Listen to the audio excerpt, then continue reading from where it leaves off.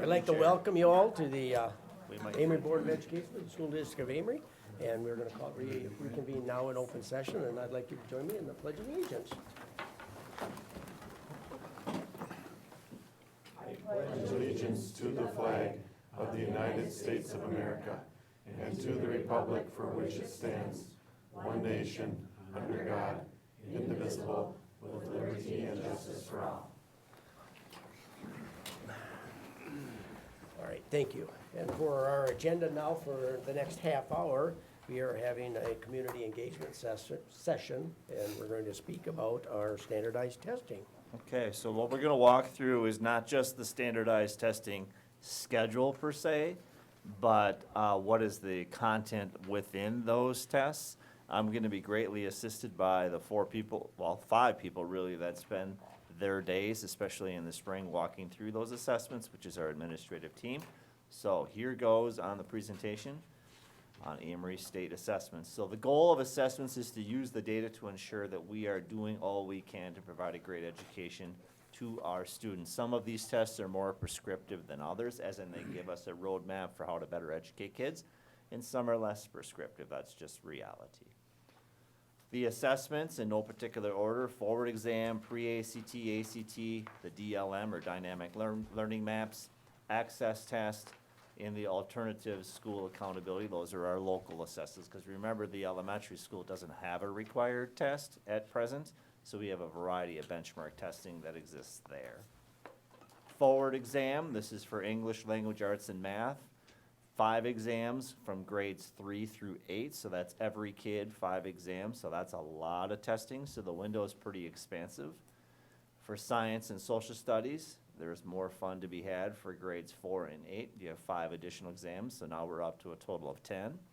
And then social studies, there's 2 exams there for grade 10. So that's the forward exam, and that takes place April into early May. Is that accurate? That window has been pretty steady. All of April. The forward exam testing runs for 5 to 7 days, depending on the grade level. The test is approximately an hour to an hour and a half each day. Training, the DPI provides training videos, online tools, several practice exams, and it's completed over a week to a week and a half periodically. And then we're chasing down kids that aren't here on a particular day because we got to get them tested. They simply were absent that day. So there's a lot of that follow-up too. The ACT and pre-ACT, it's English, reading, math, science, and writing. The ACT that our kids take and the pre-ACT, it's a college entrance exam, so it models along the same lines as any kid that took ACT independently from us. Those are the tests that are on that. Those are the subjects that are on that test. And it's given to our junior students for the ACT. The pre-ACT is for freshmen and sophomore. So they have an ACT and a pre-ACT schedule, and Josh can talk more about that in specific if you want to. We do a practice test in November. We have many lessons in February, specifically in English and math. Then we have a boot camp, test prep sessions for grades 9 through 11. And then the ACT actual exam takes place this particular year in March on the 12th. And then there's a makeup exam for kids who are not there. The pre-ACT exam is grades 9 and 10, plus social studies forward exam, and that all takes place on April 10th. That's in that forward exam window for the high school. Dynamic learning maps, this is a different form of testing altogether. It's for students with the most significant intellectual disabilities. It's a one-on-one exam. DPI limits the DLM participation to no more than 1% of a school population. So in Amery, it's 2 of 917 students. That means 0.2%. Evaluate student academic progress in the areas of English, language arts, math, science, and social studies. That's what the DLM constitutes. Access test, students that take the access test are English language learners. It's done in a one-on-one alternative setting and assesses their ability to read, speak, write, and listen in English. And the data is used to help create an ELL plan. Dave Hawkinson is our point person on doing the testing for access kids, and that typically takes place in the month of December. And those plans follow kids from building to building, and eventually they test out, and then they no longer need to be assessed, and they no longer need an ELL support plan. And some kids are on a plan all the way to the end of the school year, all the way to the end of their high school career. Local assessments, we have fast bridge testing in the area of reading and math, screened 3 times a year, basically fall, winter, and spring. Provides data on math and reading performance and areas of concern, so we're identifying kids for targeted assistance. One of the tools is used to help determine intervention needs for students. And students can be serviced through title services or additional reading instruction, RTI, and reading and math, based on the results and the progress monitoring. So we're giving the test as a local assessment. It isn't a requirement, and we're doing so that we know which students need further assistance in specific areas. And it has great benefit to our other required tests because they're up to speed in the areas which forward exam is going to target them on. State assessments, other tasks, if you will.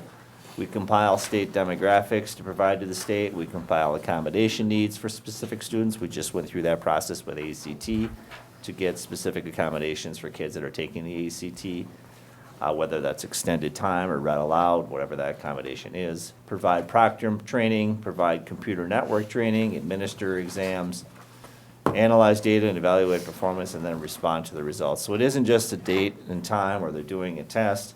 We seek to use those results for other things and for further instruction of kids. And without some of this information, we wouldn't even know where to begin. So that's the other tasks in state assessment.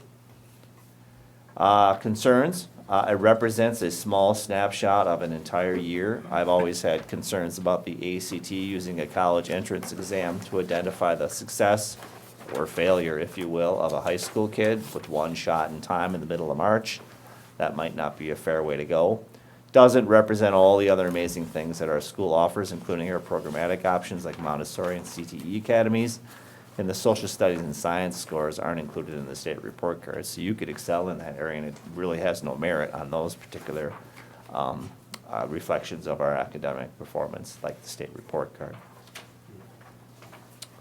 And I think we're near the end. I'm not sure what I missed, because I'm sure I missed some stuff, because the experts in the room, I am not one of them. It's these folks here. Anything you wanted to share, folks? Fast Bridge is our local assessment, so we try to test our kids in the shortest window possible, just to ensure that they've all had the same exposure to the instruction. So I know we all test at separate week windows.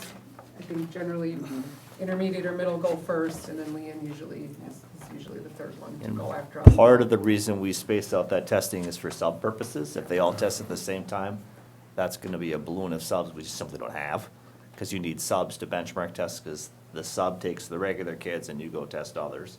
We just don't have that many subs to do all that at once. Some of it's done in large group in your classroom, and then some of it you need to pull one kid out at a time to be able to hear them read individually. Within FastBridge, we also use a tool for progress monitoring. So if a student comes up that it's a concern, we will progress monitor them every week or bi-weekly to make sure that they're making the gains and the growth that we need them to try to close the gap between them and their grade level peers. And what's nice about it is it's district-wide, so that historical data goes with them from year to year, so everybody can follow. You don't just put that all in a drawer and. No. That's, No. being facetious, I Yeah, know. we have a lot of data teams, and we spend quite a bit of time analyzing and looking at trends and breaking it down year to year, class over time, each year, where are they growing and not growing. And it's also for the teachers, so the teachers can look back and say, we're consistently not doing very well in this area.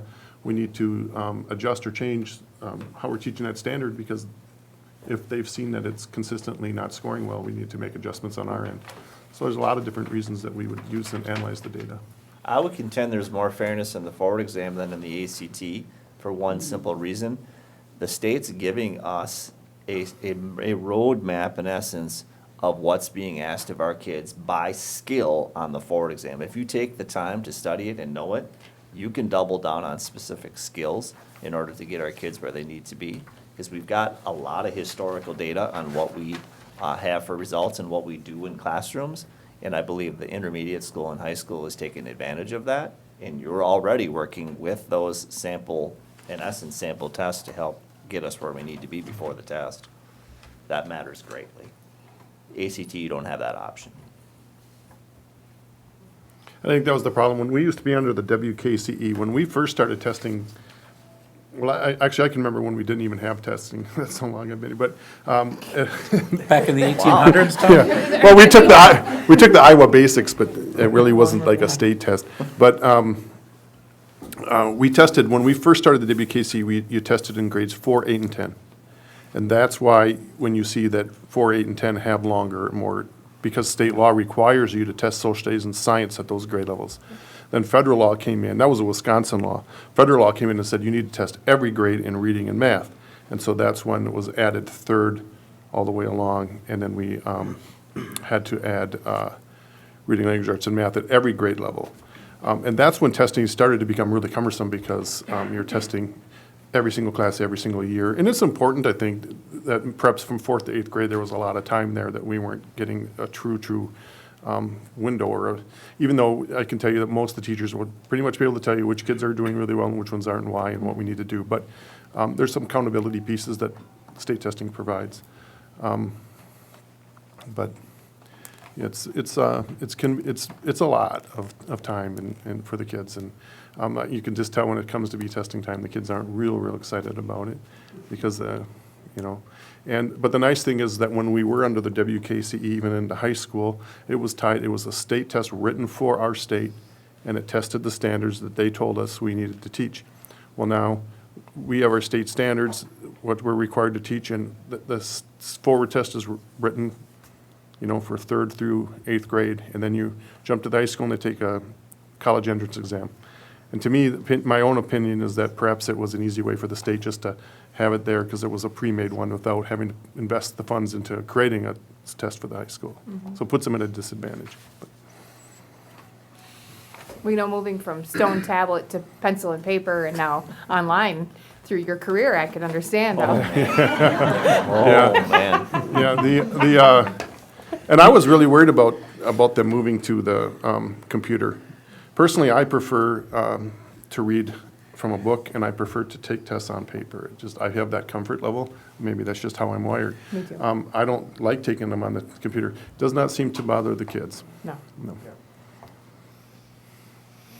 You really are like a primary source for a history project. Yeah, that's right. The stone tablets just became too heavy. Yeah. Just- I think I want to speak on the ELL. Just to kind of make sure people understand what English language learner is. These are students that were born into homes that didn't speak English as their primary language. And when kids come to us, they come from levels. So the ELL test, the access test, will put them at a score of 1 to 7. And it scores their ability to read, speak, write, and listen in English. And so that's a test done one-on-one. We have kids that move here and do not speak any English at all, and we're required to educate them and to teach them. And we have to spend a lot of time just teaching them how to read and speak English, and so that becomes the biggest primary focus. And then we have kids that most people wouldn't know that they're still on an ELL plan if you talk to them.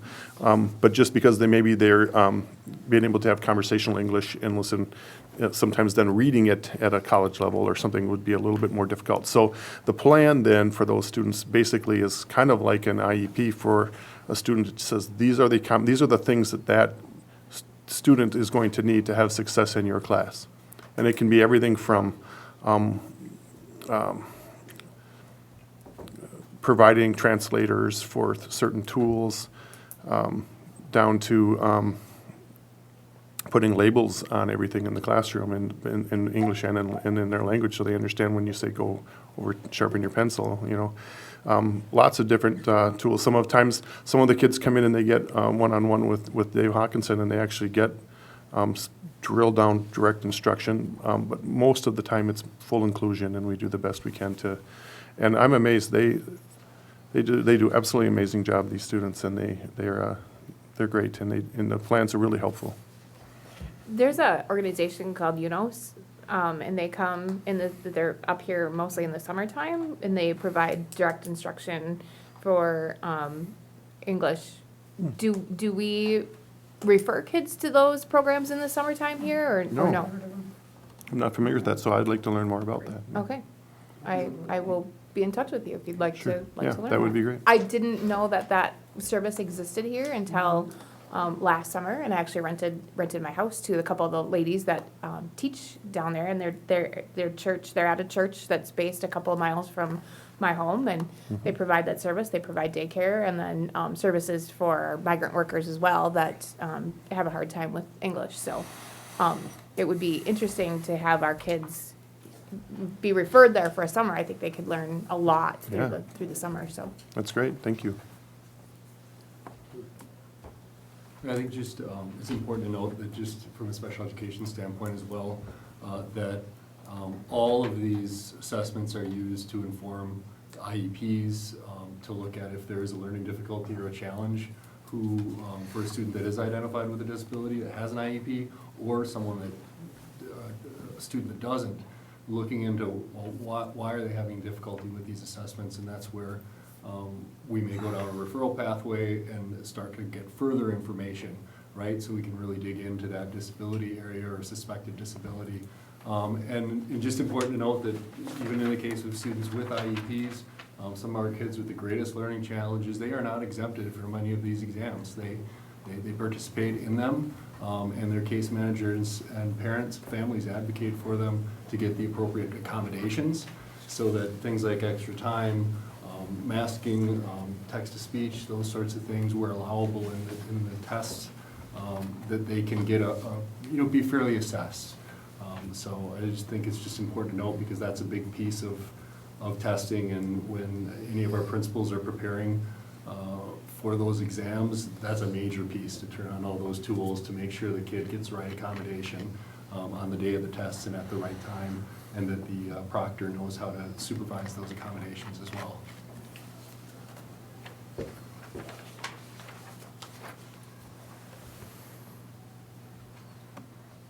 Well, we don't have anything else. I'm not sure if there's anyone's community engagement. I'm not sure if there's anyone that had questions or thoughts. If so, now would be the time. Through the years, I know you guys use the data quite a bit. I mean, it's not something that's just a function, but you look at it and you can pinpoint things and help, one-on-ones and assess these kids, and that's what's important. Schools are notorious for having a ton of data but doing nothing with it. That's not the reputation of the school district of Amery. We take that information, it's very valuable too, and we use it where we can. I'd say the benefit of having both local and state is it lets us, the state helps us project long-term, set future goals or areas that we need to strengthen, and then the immediate local that we do our Fast Bridge, that helps us group our students for immediate action. That, as I talked a little bit about at the elementary and intermediate, even the middle school, we provide RTI time, and so during that time, we'll use the Fast Bridge data to group students that are maybe missing one certain skill, and so we'll teach to that skill to try to get them to close that gap. So there's absolutely benefits of having it.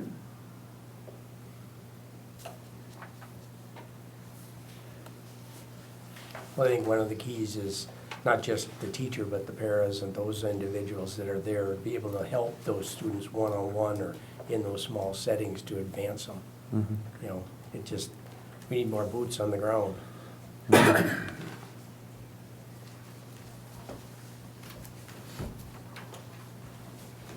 Want to take a break? We can move right continue on. into our, We can continue on. I think we could move right into our, Yep, that's You why want it's to been do that? orchestrated. Yep, it's been orchestrated to keep All right. trucking on. Hearing nothing? All right, I had the consent agenda items, so I will make the motion to accept those. Is there a second? Second. Dale? All in favor, say aye. hi. Opposed, no. Okay, then we'll go back to you. Okay. At the high school, we had honors band January 8th. We recently had the end of our semester here this past Friday. In service today, the high school focus was transition between the semesters, getting ready for new classes, a lot of moving parts with teachers moving classrooms as well right now. And we did have an opportunity to do 6 through 12 PLC meetings today, which that's always good when we can get our buildings together to work across different grade levels. In terms of the remodel update, I know a couple of you were there today. We are nearing the completion of the English foreign language wing, so the northwest corner of the building. We're looking about 2 weeks from now, we should be starting the next demo phase. So everybody who works in the northwest side of the high school is excited for the noise and sounds and smells to be done for a while. So next phase is agriculture, art, and tech ed areas. And there's a lot of little nooks and crannies to those rooms, so I expect that one's going to take a little bit more time than the 36 to 40 day turnaround we've been doing in the other areas.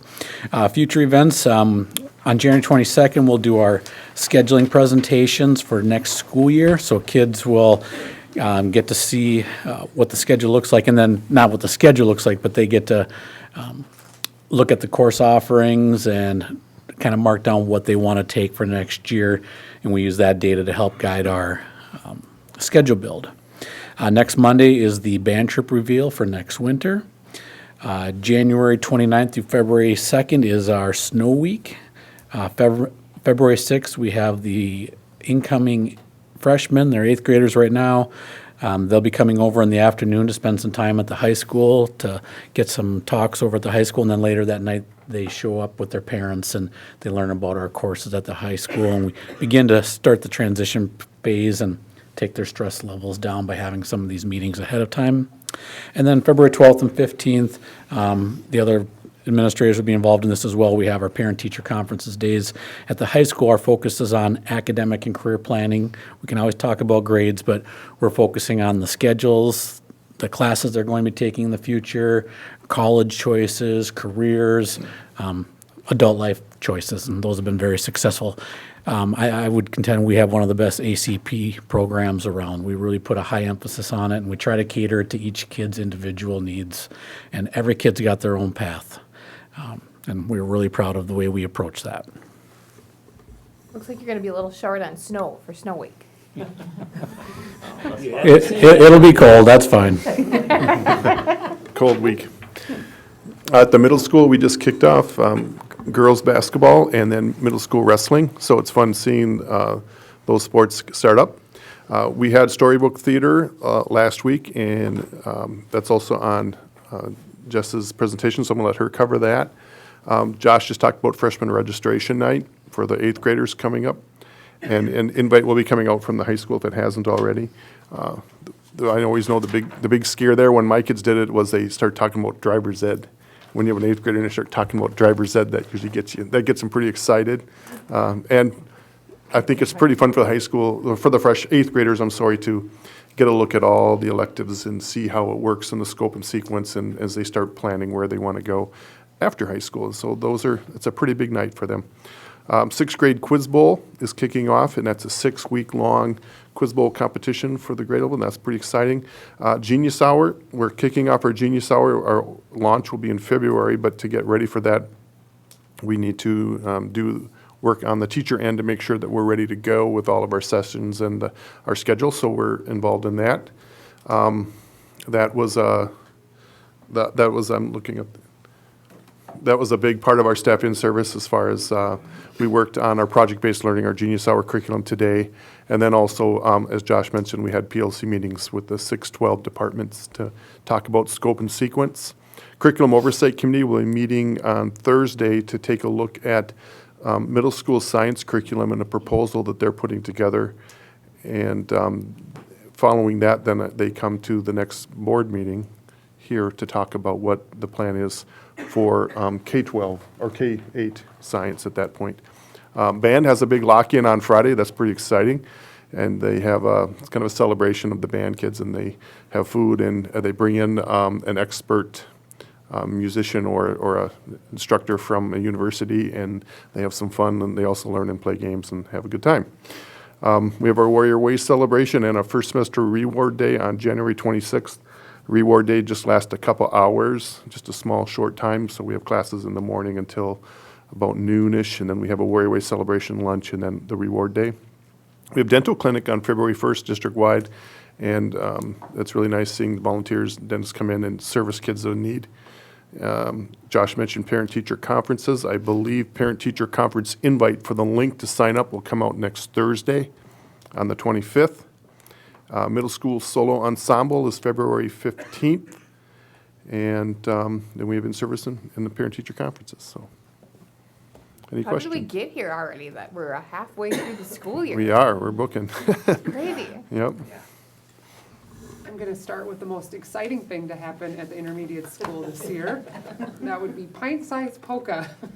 This past Friday, we welcomed a gentleman from south of Milwaukee who presented for all of our students on polka music, and actually he talked a lot of just about the cultural relevance to this area. He tied it to science and other STEM activities.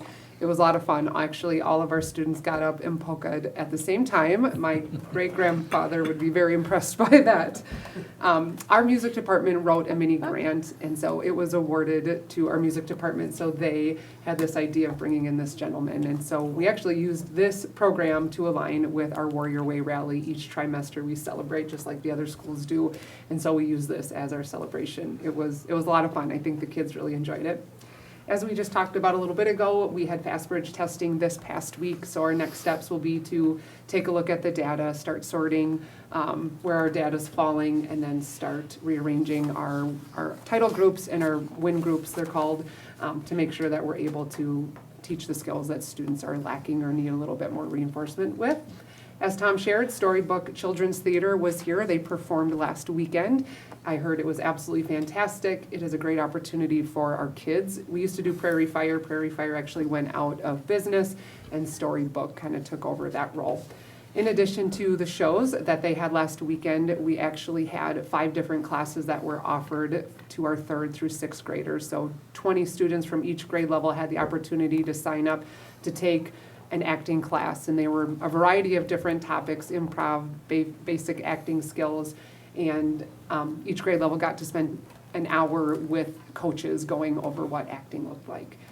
And the last thing is reading incentive. So over winter break, we really try to encourage kids to read at home. So starting tomorrow and the next day, I will be celebrating with kids that completed that reading incentive sheet. So they had to read 5 hours over Christmas break, and they get to enjoy hot chocolate fire on our screen, and then also making bookmarks.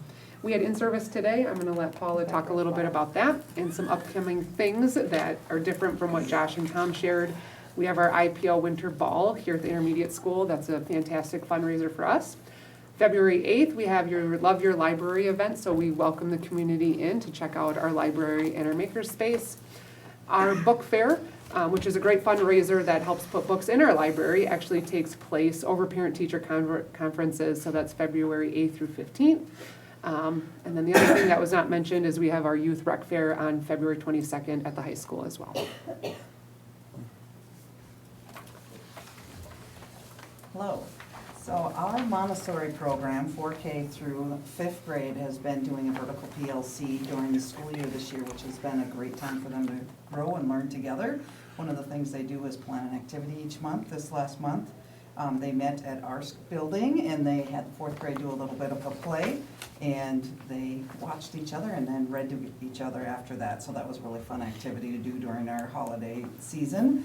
December 20th through the 21st, our kindergarten students and our Montessori Children's House did their traditional gingerbread house making with their parents. So that's always a fun time to be able to get parents into the building and do a fun activity with them. And they enjoyed a frosted sugar cookie at the end for a snack. The middle school 6th grade joined our lean 2nd grade classrooms for writing and reading. Sharing, the 6th grade did a lot of work, and then they came and shared it with the 2nd grade students, so they always enjoy those visits from the older kids in the districts. And the Lean Elementary enjoyed their annual holiday sing-along on December 22nd, all with Santa involved, and it's always a great time, and the kids do a fantastic job singing with their music teachers. January 8th brought the audition for the Storybook Theater. Our 3rd grade Montessori students get to participate in that, and they go over as well for that acting class, so it's great to get them involved. over with those IS students at the 3rd grade level. And our 1st grade students presented their animal research project to families and friends on January 8th. They did a lot of work researching and writing reports on their favorite animal, and they were able to present them as well, and it just turned out to be a great thing. They did just a wonderful job. In the month of January, we have a compassion committee at our building that's been doing a lot of planning to just build a lot of connections within the staff, and they added the Tuesday trucker day, so they're getting together and they're walking every Tuesday, so that's been a fun activity started in our building. Today, Kent Mulaney from CISA 10 joined us in our PBIS presentation for our in-service today. It had a lot to do with our PBS universal program, talking about Swiss documentation. That's a system we use to help track our data for our behaviors. And we just talked a lot about what can we do to increase what we're doing right now. How do we talk about building more connections, teaching, reteaching, and just being very universal and purposeful in our expectations across the building and the district with PBIS. Coming up, we have a reading incentive night at Lean on January 18th, 6 to 7:15. It is the Lean Cafe. You get to come and order your favorite book and read it, and then we're also going to bring that into as an incentive into the building during the month of January. Our Fast Bridge assessments are starting this week, so we'll be busy doing that, and then again doing our Title I groupings from that. And Teresa Stanley from CISA 11 is coming back to work with us for our HMH training on the 25th, 26th, and 30th. Our teacher conferences are coming. Our annual Troll Hogging trip is coming on February 13th, and then February 16th, no school. Man, I missed the sliding party out at the golf course. Yes, that's always a great hill, too. All right, from the world of student services, we have our, every 5 years, we're required to do a non-discrimination self-evaluation from the Department of Public Instruction. So while it's a mandatory activity, it's also a useful one. It's taken up a little bit of time for our student services staff. That involves just really looking at our numbers, looking to see whether in terms of gender, race, disability status, if there's any glaring discrepancies or numbers that are standing out that might inform us to change our practices to try to better accommodate, whether it's an imbalance of gender or whether it's funding, moving to one particular program or another. And so we've got the student services team, our counselors, principals as well, just kind of taking a look at that data, pulling reports, disaggregating some of the data around gender, disability status, and then we just take a look at it as a team and really see how are we doing, how can this inform our practices so we can improve and make sure that every student has an equal access to education regardless of socioeconomic status, race, color, disability status, creed, religion, those sorts of things. And to that end, there's also a notice right now on our Student Services page website, just a call for the public. If there's anyone that would like to be involved in this process, to attend a meeting or a number of meetings on these from now until the end of the year, they are welcome to do so, and they can just email me. And then we'll also have a community engagement session that reviews this pupil services non-discrimination self-evaluation. So that'll be another point at which you'll see more of this and the community will be able to see more of it. On February 15th in service, we have skill streaming training. You've heard skill streaming a number of times. I know we've had their outside trainer come in a couple different times and train up groups of teachers on this social skills training. It's always great to get to the point where your in-house people are doing the training, really. That tells you that implementation has not fallen down.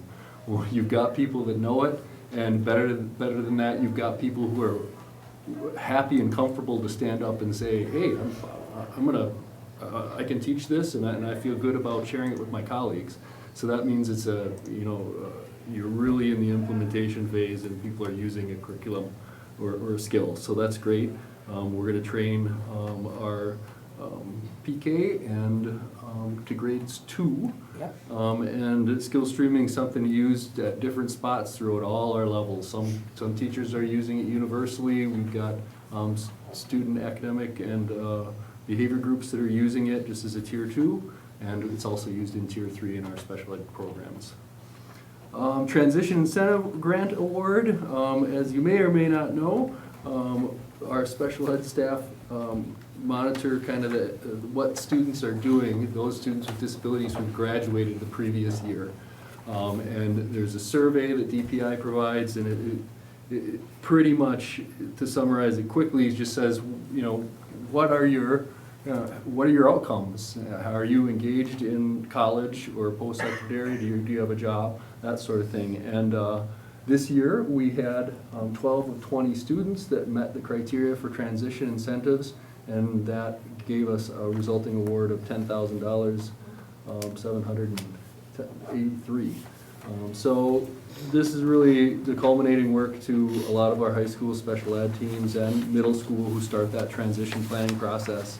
You know, any of those job skills, employment skills, even the testing accommodations we just spoke about, these are all things that allow kids to be able to go on to that next level and experience success. And they do that, you know, oftentimes, you know, as a result of the work of the support that our case managers are giving them, and their families, of course, in the community. And then finally, speaking of community, we just got a message from representatives of Comprehensive Community Services. That's a program both in Polk County as well as St. Croix County. And it's really a resource for families that are struggling for whatever reason. It could be socioeconomic status, it could be you know, family structure, it could be substance abuse issues. And so CCS really matches students to services in the community, whether that's kinship, I know they have equine therapy, counseling, those sorts of things. Oftentimes when we see students with disabilities that are kind of in that tier 3 that are really struggling to put things together, this may be a resource in which we share with a family in order to get them hooked into that set of services. Earlier the better, because the earlier we can intervene on these situations, they tend to have better results. So I just want to recognize CCS and know that that's an important piece of our community.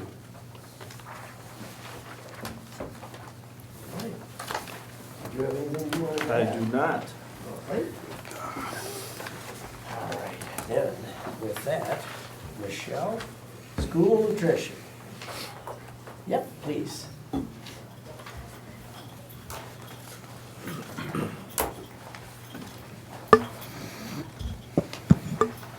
right, this is my first one of these, so bear with me. Absolutely. We have some numbers from last year, where we served about 271,000 students, which was about 1,600 meals per day. This year so far, we're at 137,000, and we're averaging about 16 to 17,000 a day. Our daily participation is about 718 for breakfast and about 925 for lunch. So it's up a little bit. We have 3 introduced numbers. They are this year of December, last month, and then last year, so we have dropped on our percentages. I don't know if everybody's not filling out applications. I know there's a few families that I haven't gotten from that have in the past. So we have some new menu items that we're trying for Thanksgiving. We did whole turkey roasts and baked them up. Christmas dinner, we had a pot roast. We've been trying some new homemade semi-scratch. We did a vegetable soup. We had mixed reviews on that. The elementary school kids, once the teachers had them take it, they liked it. Middle schoolers, not so much. I think it was good. Yeah, we've done apple crisps, some brownies, we're trying biscuits and gravy for breakfast, and they're doing cooked oatmeal at the elementary and the IS for the littles. Next month, we are trying chicken noodle soup and chili. Just some pictures of some of our yummies. I have some department updates. We hired Brittany Dusick, and she was added to our team with Becky returning, Becky Dahlberg.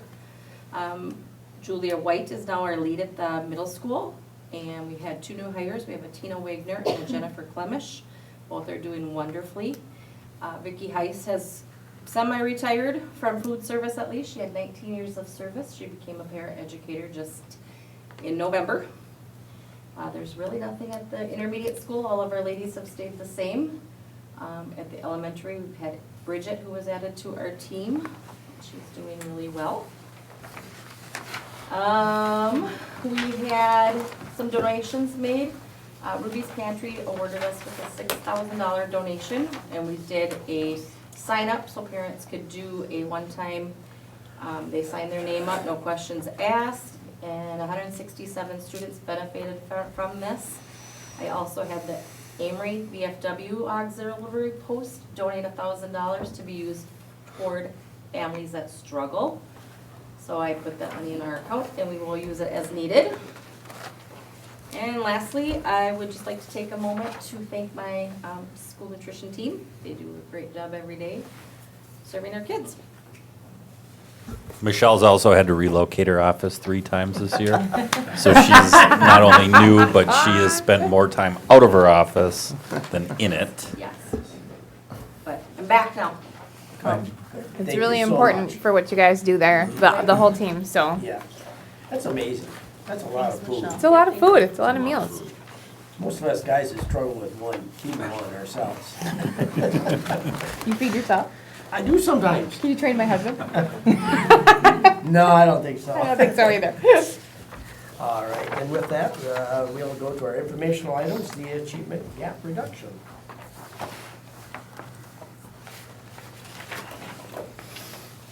Paula and Jessica are gonna handle that one. That's an elementary intermediate school endeavor. Absolutely.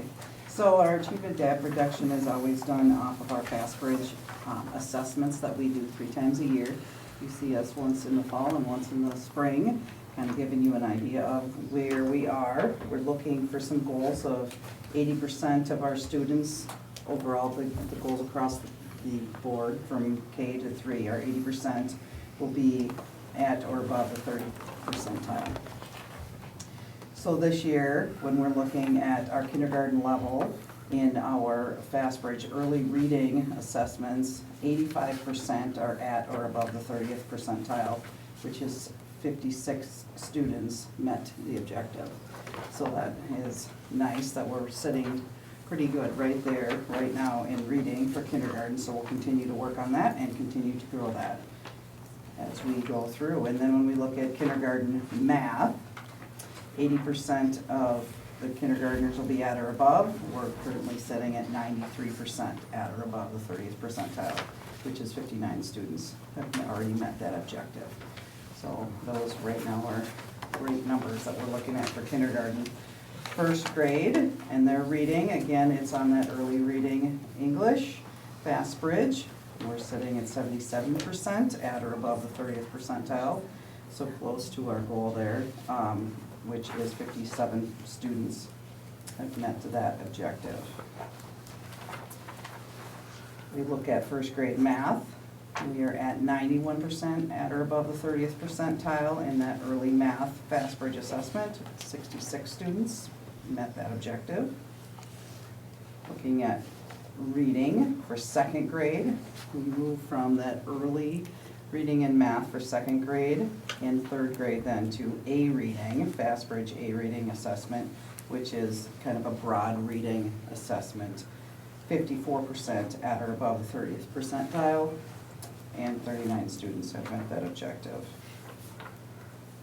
Second grade math, again, we're doing an A math, again, more of a broad level assessment on their math skills, which is 73% at or above the 30th percentile. 54 students have met that objective. And then we move into third grade, again measuring that A reading and that A math FastBridge assessment you were talking about third grade. So AGR report just goes up until third grade, so Yes. that's why third grade's included. FastBridge offers a variety of different screeners we could use for our AGR report. We picked screeners that they actually recommended that measure their broad skills in math and reading. So that was what Paula was sharing under the e-reading. So in our fall testing, we had 64% of our students scored at or above the 30th percentile. So that's 58 of our third graders in reading. And then in math, we are using the screener of A Math, which is again a broad math skills-based screener. It is Common Core State Standard aligned, and they're also computer adaptive. So as kids continue on, the questions adapt to meet the needs of those learners. So in our fall screener, we had 74 of our students meeting that objective, which was 81% of our students in third grade. Jessica, I don't mean to put you on the spot here, but memory serves me correctly. In the spring, we fell pretty short of our 80%. We did it in other areas, yes.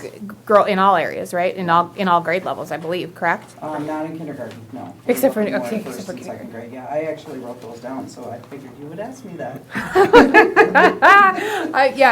I'm wondering what that looked like between, especially the second and third grade. So our second graders last year and our third graders this year. So what does that look like? Correct. So if I go back, obviously, the kindergartners, 4K students last year did not take this, so there was not that comparison. But in first grade, the number for first grade reading, which would have been their number in kindergarten, they ended the year in the spring at 91%, which was 71 students in reading.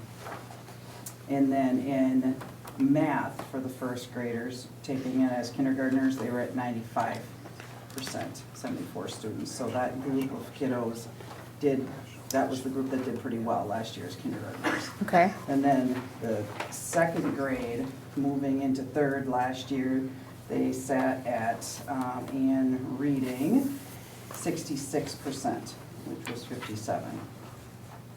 So really, we're close to that. Close to that, yes, so in the next grade level up, so. And this is our fall screener. Yep. So even though we just finished our winter, this is our fall, so. September. Yep. Yeah, right Yep. off from summer break, yeah. So really, students ending second grade, that obviously doesn't show an extensive summer slide because they're coming into September and Correct. testing right around where they were when they left second Correct. grade. And that's kind of what I was Yeah. curious about, and then Yes. how this will then compare into Yes, the spring when yes. we do it again, so. That math piece in third grade was 82%, 71 students from last year, so.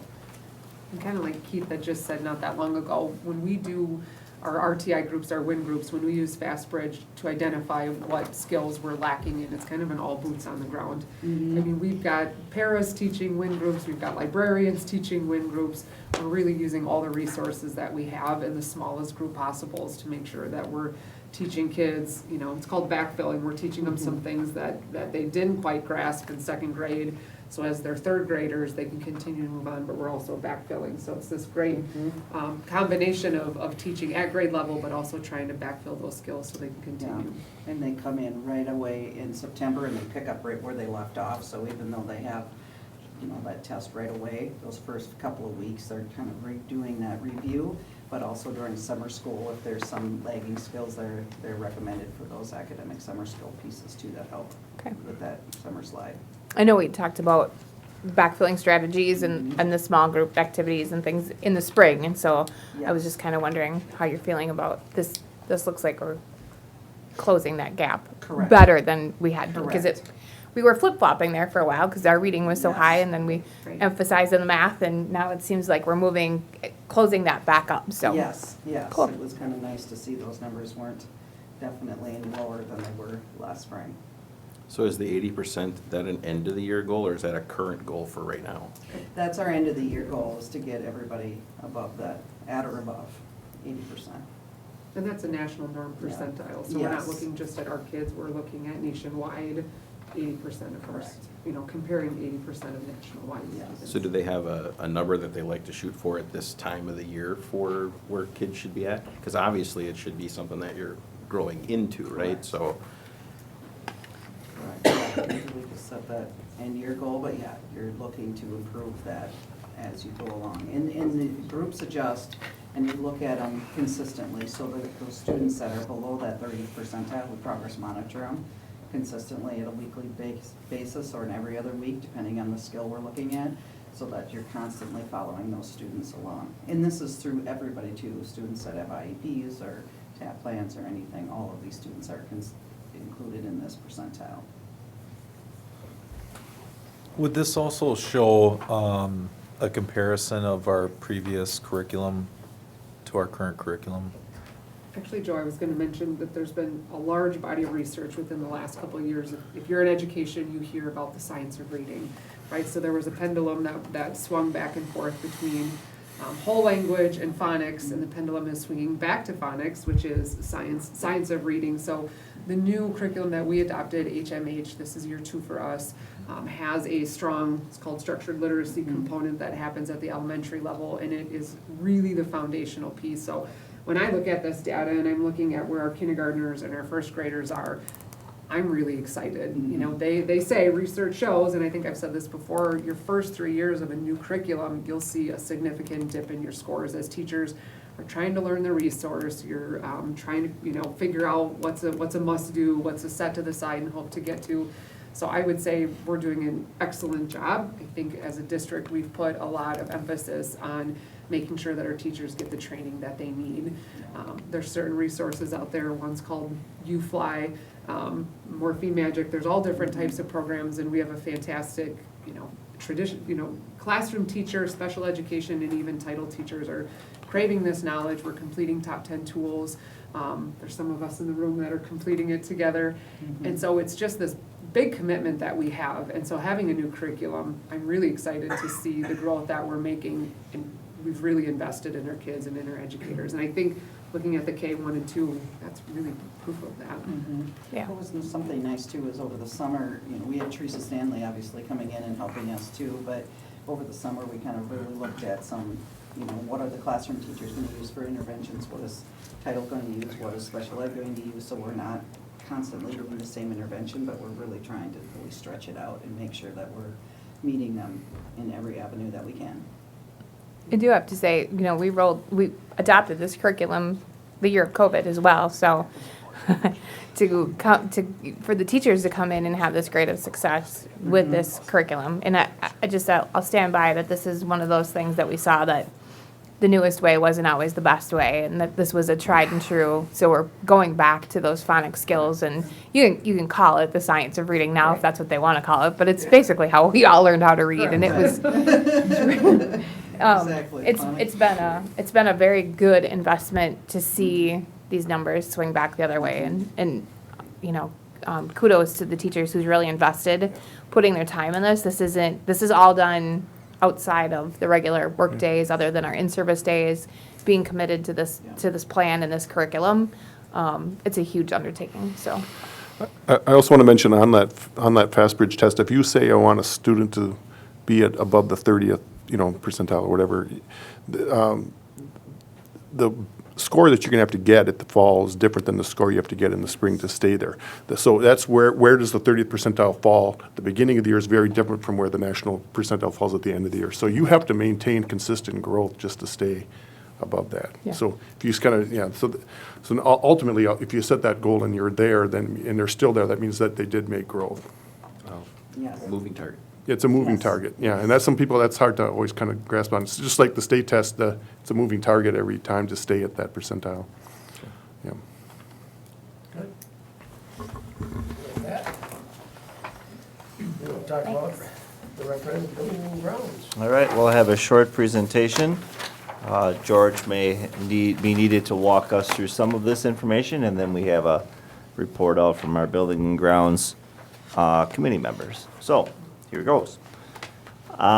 This is broken down into 3 sections: completed projects, progress, work that's in progress, and stuff that has not yet begun. So, completed projects: blacktop the IS parking lot and east-west service road, baseball press box, intermediate in middle school LED lighting, cooling tower at the middle school, masonry repair at IS, MS, and HS, and high school phases 1A and 1 and 2B. So we did the main office, the special ed area, the media center, the English wing, tech ed, 2 mechanical rooms, and additional storage rooms. So that all is complete at the high school. Completed projects continued. We did precast walls and roof at the ES, the elementary school, stormwater retention ponds, and the J-wing food drain, or roof drain, not food drain. Nice. Still on Roof food drain. service Yes, presentation, oh, yeah. exactly. New entrance doors at the middle school and the high school. Those are completed projects. Please interrupt me anytime you want. We got about a dozen slides here, or you can wait till the end, that's fine too. Projects in progress, high school Phase 2C remodel, foreign language wing. We're said to be done with that here in the next 2 weeks. New fire panel at high school, new data cabling at the high school, new air handler for high school band and choir wing, corridor floor, grinding and polishing, and security systems for all buildings, including bus garage. Progress continued. Elementary school HVAC, plumbing, electrical, ceiling, walls, and floors. Relocating elementary school playground equipment, excavation at the elementary school, and furniture and whiteboards. Those are all projects that are continuing in progress. Now, before I do the upcoming projects, the stuff that's been finished and the stuff that's underway, you're likely not to see some of that because it's behind the ceiling tiles, it's behind the walls, it's in rooms that don't have, kids don't have access to and parents don't frequent. Approximately 2/3 of the work at the high school is simply stuff that's mechanical systems that you're just not going to see. That's just the reality of the work that we signed up to complete way back in April of 2022.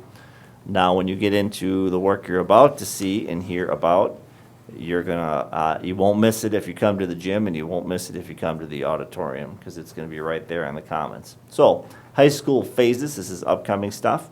High school phases 2D and 3B, so you're talking science, art, ag, wood shop, commons, and cafeteria. Remember, we are redoing the entire science math area.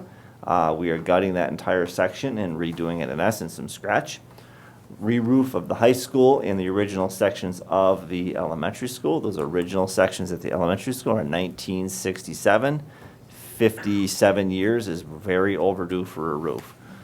Plumbing in the elementary school tunnel and the new cabinetry in classrooms. Relocation of the elementary school office, art, and music, including HVAC, plumbing, electrical, and floors. The relocation of the elementary school office is entirely for the safety of our students and staff. You have a common entry point, and we can talk more about that when we get to, the building and grounds report here in a moment. We have created a more safe and secure setting in that if you are an intruder, you'd have to go through, in some cases, 3 sets of doors before you got where you wanted to go. Remodel of the J-wing for childcare. That has not yet begun. Remember, we're switching where the Montessori students are located with where the clubhouse childcare is presently located. So we have to do the HVAC, the plumbing, electrical, walls, and floors. That's not yet begun. That's late spring, early summer of 2024. Upcoming projects continued. New switch gear and devices at the elementary school, new fire panel and classroom addition, sprinkler system at the elementary school, bus garage block replacement with precast, blacktop of north and south service road, elementary school parking lot, high school parking lot, generators at the elementary and high school, and sidewalk replacement at the middle school and high school. Those are all, nearly all visible projects that you're going to see. So, might be where I need some help from George. We'll wait and see. The picture on the bottom left is the main entrance to the bathroom renovation. On the right, almost complete media center, summer of 2023. So we've got a nearly fully complete media center at the high school. I was just in there this morning, and it's looking top notch. Phase 2A of classroom remodel this is in the fall of 2023. That's a high school depiction of a setting. And completed Phase 2B classrooms at the bottom right there at the high school. Elementary school, if you've driven past, and you probably likely have if you're here, the entire space there, the precast, we are enclosed. We were in there this morning. It's not ready for class, but it does have everything in it in regards to its walls and its roof, and you can see exactly where classrooms would be, and there is heat in there as well. So inside the precast area is the picture at the bottom right. The installation of glued laminated beams, columns, and Tectum roof deck. We were just there again this morning. It looks top-notch. And then we're prepping for the underground duct work that needs to be done at the elementary school. And that's it for my presentation. I'm not sure if there's anything that George wanted to provide or any information that our two Building and Grounds Committee members on the board would like to provide. That's Joe Vierkant and Keith Anderson. We did a tour this morning at 8 o'clock and walked through. We were there for about an hour and 15. We saw the highlights of the day. So I'll turn it over to one of the three of you or call it a day with my presentation. We are ahead of schedule. Yes. And don't look like any big surprises. And I'm still working on those cold locker rooms that we noticed this morning. Oh, yeah. I got one of them going. Yes, removal of locker rooms in the high school. Yes. I thought the elementary school is really nice to look at. Again, I think I really want to just tell people, again, there's a ton of work that's gone into this school district, and it's the things above the ceiling tiles. It's the air handlers, it's the boilers, it's the electrical, it's so many things that I don't have a clue about that George would love to talk about. But it really is, it's the stuff that's gonna hopefully last us, the long haul. And I just wanted to also say too, is like, the elementary school, I thought it looked really nice. The wood itself, I thought it was really warming. Instead of steel beams and stuff like that, I thought it looked nice. I know we're we don't have a floor in there quite yet, but it's on its way, right? The other thing too is I just wanted to let the public know is, not only am I receiving emails from Sean from Cross and Anderson, but it's just like a checklist of the different companies that will go in and what they're working on that day. And it's a calendar, just their schedule. And then I'll also get like a narrative of what they're doing. So for example, I knew like some of the windows on the bottom just had some OSB in them. I knew that, so we got to go over there today and look at them. And so there is some really good communication going on just through that also. But I guess that's what the board member sees. I think the public should probably know what I'm getting along with tours. So. Yeah, this is certainly not Cross Anderson's first rodeo. They have used this template and format before. They've been doing this with us for the better part of 25 years. It's a top-notch outfit. They've been a pleasure to work with. LHB, our architects, has also been a pleasure to work with. But I know he's not looking for it, but I'm going to give special kudos to George. It's like having a general contractor right there at your disposal at each moment in the day. I know that George loves this work, but he's truly invested in it to the point where he knows every single one of these workers by name. Most of them probably have nicknames as well. And he's got his fingers in everything that's happening. There's not much that he doesn't have a handle on, and it's a round-the-clock job. So my kudos to George. He has been an asset to this district beyond belief through this project. So thank you, George. I just have a question. I don't know if one of you could help me out with it. But if I were a contractor of some aspect and a local contractor and living here in Amery, how would I go about bidding on something for our school district through Cross and Anderson? Well, all the bids are done publicly, so they're all posted. They have to be posted. There's statutory guidelines in regards to how that's done. So whenever we do work, our place that we post that work is in the Amery Free Press. The specs as into what we want you to bid and when we want you to bid it by is all listed there. So if they submit a bid, that bid's going to be considered by Cross Anderson. They are our third party that houses all the bids and selects all the bids. And that's who they would enter into contract with. So if they want to, they have the opportunity to. Now, the bid work for the elementary school and the high school project, that's 99% locked in since it's ongoing. Now, when we get to the athletics piece, that bid process has not begun, but that all has to be posted and it all has to be housed through Kraus-Anderson and is publicly available to anyone that wants to bid in. That all happens right through the Amery Free Press. Yeah, I'll add to that. I also personally sent every local contractor their name and number and contact to Kraus to make sure that they reached out to them. A number of the items were just really too big, but both the local excavators took a look at it. One didn't turn in a bid, but one did.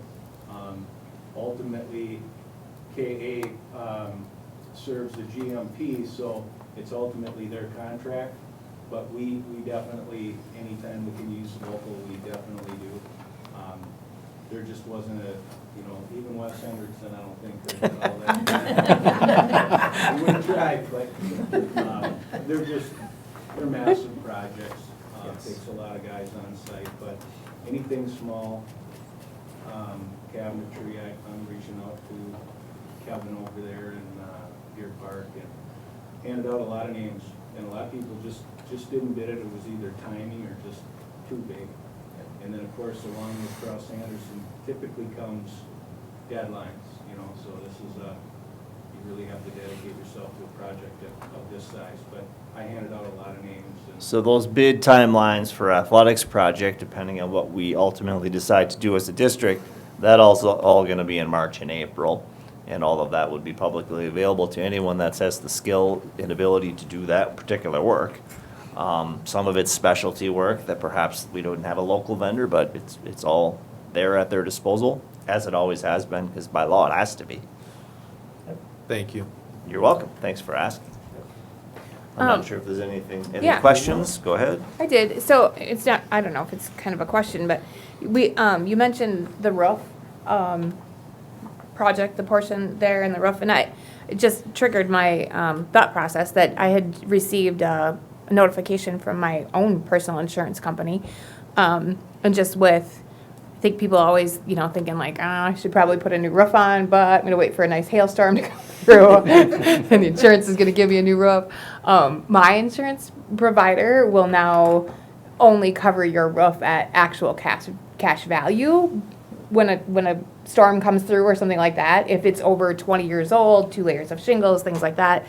So I think it's important to know that insurance companies are now moving down that path, and that really will affect your insurance benefits and can affect your premiums being paid if we're not keeping up with these kinds of concerns and our kinds of updates. So I'm not sure if you guys have experienced that yet with our policies, or if George, if that's ever been a consideration.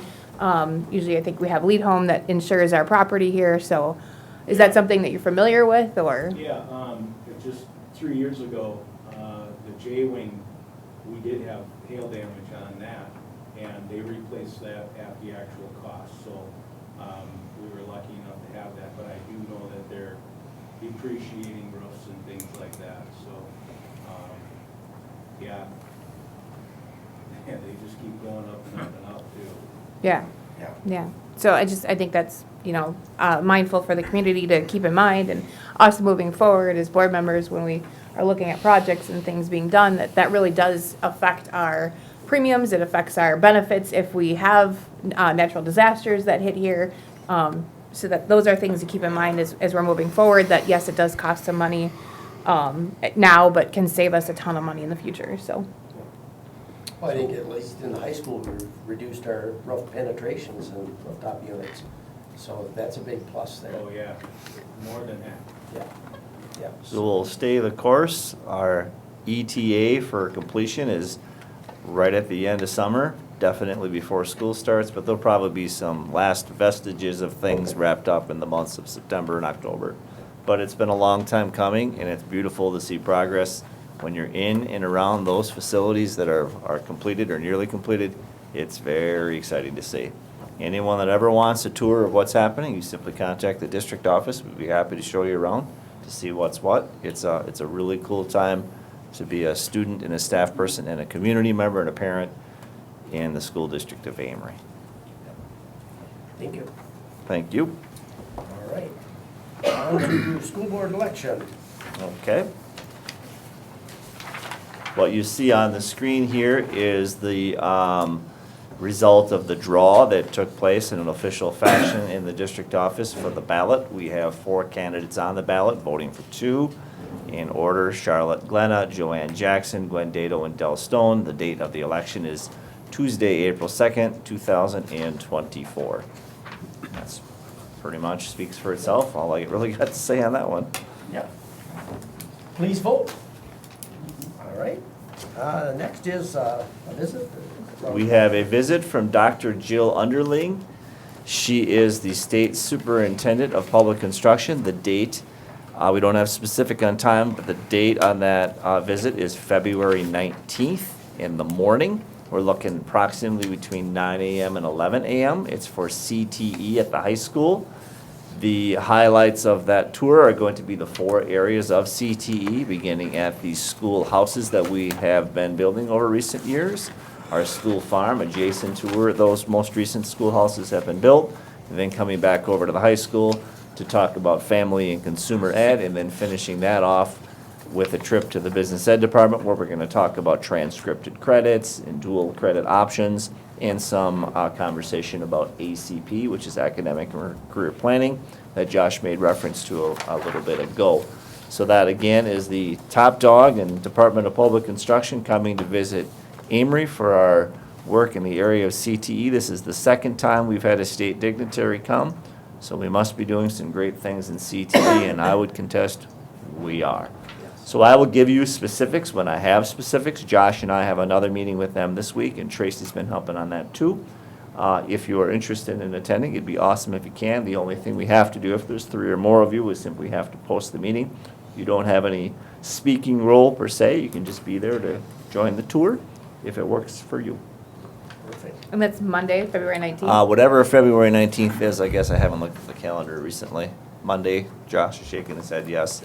They made it very clear to us in our initial meeting, they don't want Sean and I doing the talking, they want the kids doing the talking and telling their stories. So we're going to take a back Absolutely. seat and let our kids showcase their talents. And we've got kids that can, so That's the way I'm it all should in be. favor of that. All right. That'll be cool. I will. All right.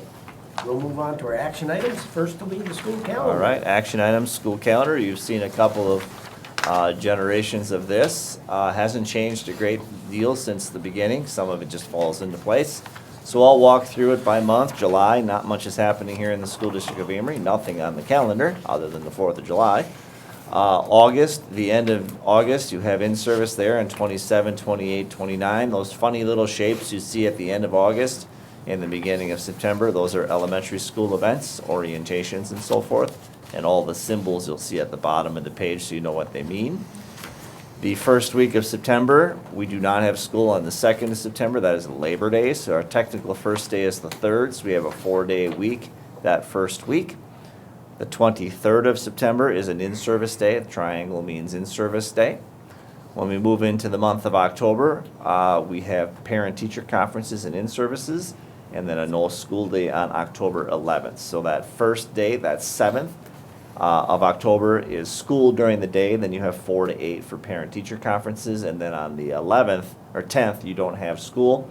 You have in-service in the morning, and then a 1 to 8 o'clock time frame for parent-teacher conferences. So that's technically for families the 10th, 11th, 12th, and 13th off of school. November, the 4th is an in-service day, and then we have Thanksgiving week there at the end of the month on the 27th, 28th, and 29th. Christmas, the break for Christmas lands with Christmas in the middle of the week, so there isn't probably any travel situations there. That runs us through the 1st of January, which is New Year's Day, obviously. That gives us a 2-day week when we return. We're back to the same schedule we've had for years. Our schedule is a little bit truncated this year based on our construction project. That puts the end of the semester on the 17th and an in-service day on the 20th. In February, mimicking near the time we are in the schedule right now, it looks just like it did at the beginning of October, where you have a 4 to 8 parent-teacher conference.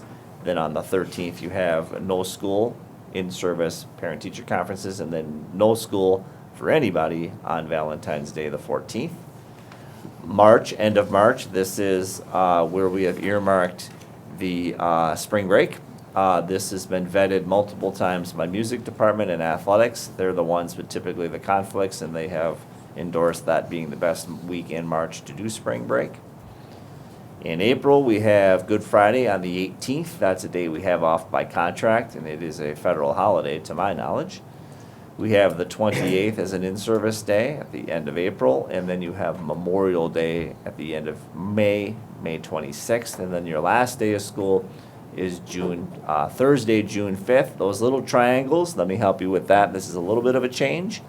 Our staff are contracted to spend 4 hours of time after the workday on the 5th to satisfy contractual requirements. So what we've done there is continue that with the first triangle, and then the morning of the 6th, we have a required time slot for them to be here between 8 and 12 to do any housekeeping items, any meetings that we need to take place, and then after that, they're free to leave at noon on Friday. If they don't do their 4 hours of time on Thursday evening, they can simply do it on Friday afternoon. Doesn't really matter to us. The addition to the schedule really is that 4 hours of time on Friday morning, the 6th. We have staff in all over the place in June. We're simply trying to remedy some of that by taking care of business while they're here and not bring them back in June. So that's the calendar, and if you have questions or comments, I'll turn it over to you. Oh, sorry, there's a couple of other items at the bottom of the page. The total number of contact days for total teacher days is 184. That's a day and a half higher than what it is right now, but again, we have a sort of a truncated schedule. Last day for seniors is the 16th. Josh did make a request for that to be in February, and I said no. No, just kidding, he did not. But I understand if he did. Graduation date's Sunday the 18th. Last day for kids is the 5th, and then in summer school would begin on the 16th. So they need a little time to turn summer school around, so that's why it's on the 16th. So that's the end of my presentation, and I'll take questions, or you can make comments and do your thing. You know, when we had the open session discussion, Tom, we talked about the time for staff to clean things up. And is this gonna help at all with that? Yeah, I like it. That's all that I like it because I'm always trying to get those meetings in, and I'm trying to schedule them all over the place, and it's just nice to say, you know what, we're going to meet and talk about some of these things that are really, really important. We're finishing up the end of the year. How did we do? What can we set up for next year and do some goal setting? There needs to be some time to process with everyone without students there. And so that time to me is pretty important, and that's kind of why I advocated for it. Thank you. Yep. Can I make a motion to approve the school district of 2024, 2025 calendar? Yep, and do I have a second? Second. Dale, all in favor, say aye. Aye. Opposed, no. There we go. Now we're going to open enrollment space limitations. By statutory requirements, we are required as a school district to declare if there are any space limitations and the reasons why there are. And we need to do that here in the month of January. And the point person in district on that has always been our Director of Pupil Services. So in this case, it's Brad. So I will turn it over to you for any limitations we may have. Yeah, absolutely. You'll see them written here as in years past. This is the time of year where I get to look into a crystal ball and try to forecast how many students with disability might be in the school district about 7 to 9 months from now.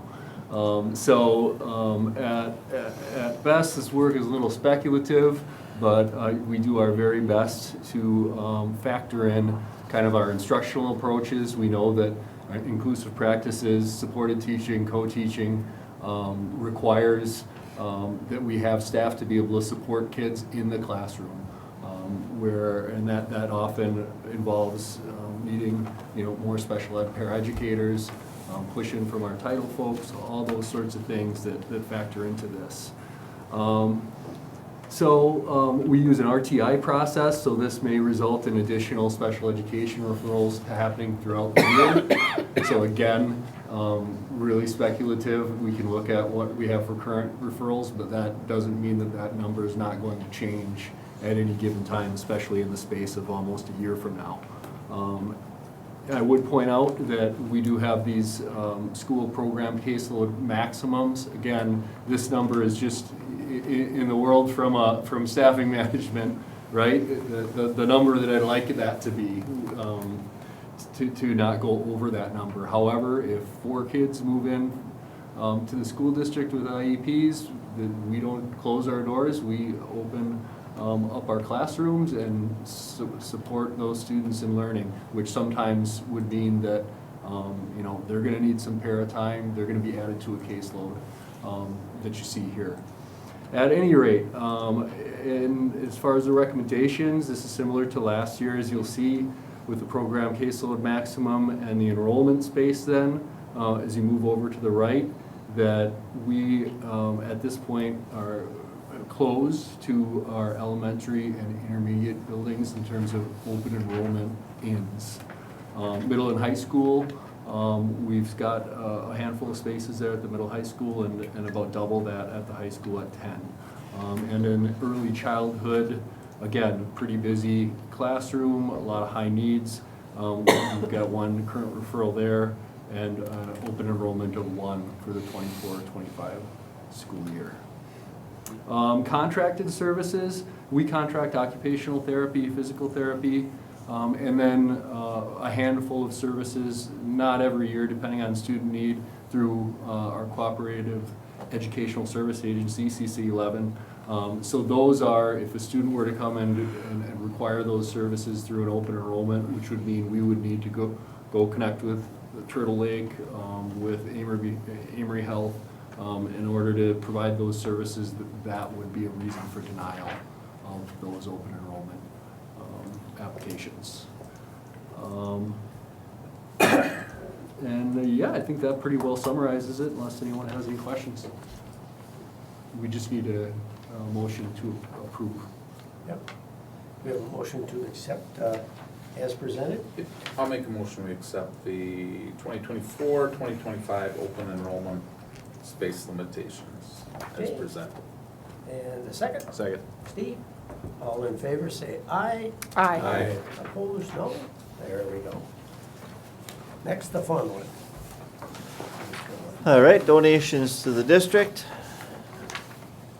McDonald and Owen Lumber, thank you for the donation of a skid of lumber for the tech ed department. Emma Incorporated, thank you for the donation of office and student supplies to Lean Elementary School. Eileen Marquis, your donation of $100 to the choir department is much appreciated. Hunt Electric, thank you for donating switches, outlets, and covers for the schoolhouse project.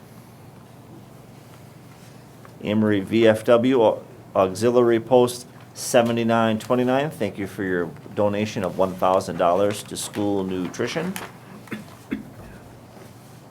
And those are the donations to the district for the month of January. Wow, again. Motion to accept the donations. I'll make a motion to accept the donations. Thank you. And second, Second. Dar. All in favor, say aye. Aye. Opposed, no? Again, thank you.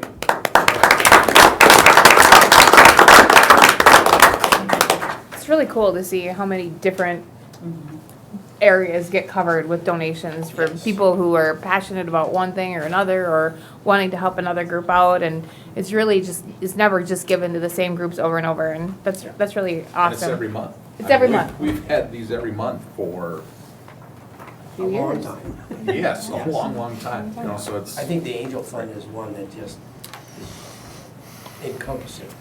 I would say that it really. It gets given to a lot, but there's a lot of kids who benefit Right, from it. right. There's so It's many just kids who whatever benefit is from it. need happens to arise, it's taken care of, and that's what's great about it. So with that, we will move to our personnel action. Okay, personnel items. We have new employment and extracurricular contracts for Larry Doughton, JV baseball coach, Janica Stanek, and Justin Shu as ski club advisor. Justin Shu is girls golf head coach. Resignations, Larry Doughton, boys JV golf coach, Anna Marie Gosnell, para educator, Leisha Raska, clubhouse assistant teacher, and Justin Shu, middle school football coach. Do we have a motion to accept those personnel actions? I'll make a motion, we accept the personnel actions. Steve, in a second? Second. Dale. All in favor, say aye. Aye. Opposed, no? All right. Did we have any community comments?